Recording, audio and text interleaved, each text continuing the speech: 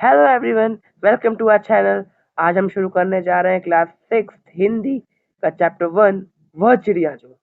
तो उससे पहले हम एक क्वेश्चन पूछना चाहते हैं आपसे कि अगर आपको उसका आंसर आता है तो आप कमेंट सेक्शन में उसका आंसर लिख सकते हैं। तो जुंडी का मतलब क्या होता है? जो भी सही आंसर देगा उसका कमेंट हम पिन कर देंगे। तो चलिए शुरू करते हैं। वह चिड़िया जो चोंच मारकर दूध भरे जुंडी के दाने रुचि से रस से खा लेती है, वह छोटी संतोषी चिड़िया, नीले पंखों वाली मैं हूँ, मुझे अन्न से बहुत प्यार है।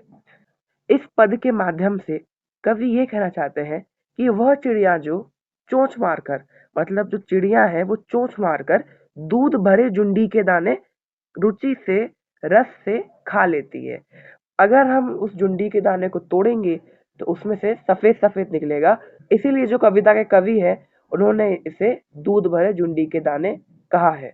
जो चिड़िया है वो दूध भरे जुंडी के दाने रुचि से खाती है, रस से खाती है। जो चिड़िया है वो दूध भरे जुंडी के दाने, यानी वो दाने जो है जुंडी के, वो रुचि और रस से खाती है। वह छोटी संतोषी चिड़िया, वो एक संतोषी चिड़िया है।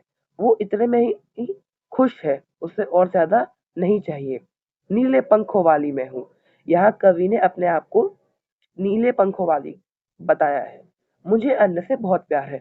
उन्हें अन्न से बहुत प्यार है। वह अन्न का आदर करती है और उसे बहुत प्यारा है अन्न।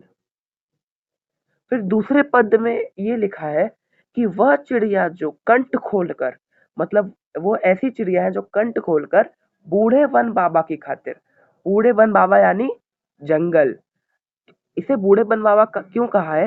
क्योंकि ये एक तो बहुत पुराने हैं, ठीक है, और वन बाबा यानी अगर वो पुराने हैं मतलब वो बूढ़े हैं, ठीक है। और जब बेसिकली हम बूढ़े लोगों को बाबा ही कह के पुकारते हैं ना, इसलिए उन्हें कहा है बूढ़े वन बाबा। रस उंडेल कर गा लेती है, वो रस उंडेल कर गाती है। वह छोटी मुंह बोली चिड़िया, वह छोटी सी मुंह बोली चिड़िया है, नीले पंखों वाली मैं हूँ। अब यहाँ कवि ने अपने आप को फिर से नीले पंखों वाली कहा है, मतलब चिड़िया नीले पंखों वाली है। मुझे विजन से बहुत प्यार है। उसे वो जो दृश्य दिख रहा है, हरियाली हरियाली, उससे उससे बहुत प्यार है।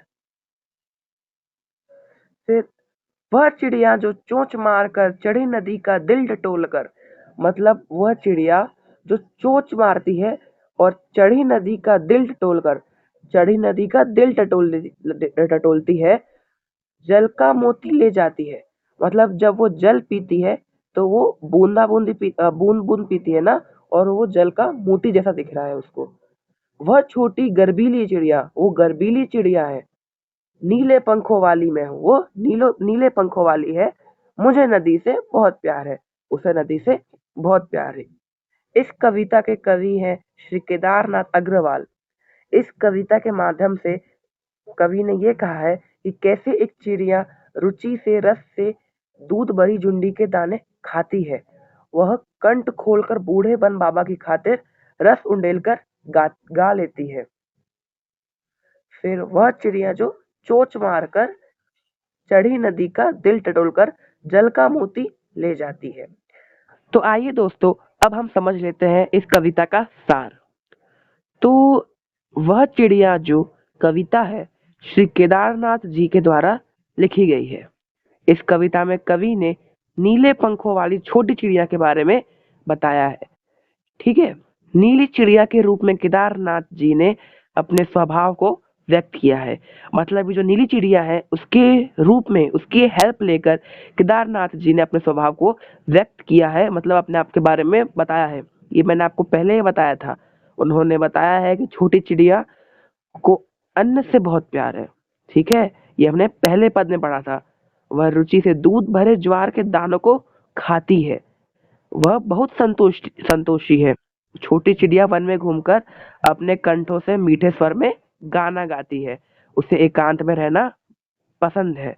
वह उफनती नदी से पानी की बूंदों को चोंच में भरकर ले आती है। छोटी सी चिड़िया साहसी है और उसे स्वयं पर गर्व है। उसे नदी से बहुत प्यार है। तो आज हम यहाँ अपना पहला चैप्टर खत्म करते हैं। तो thank you and have a nice day.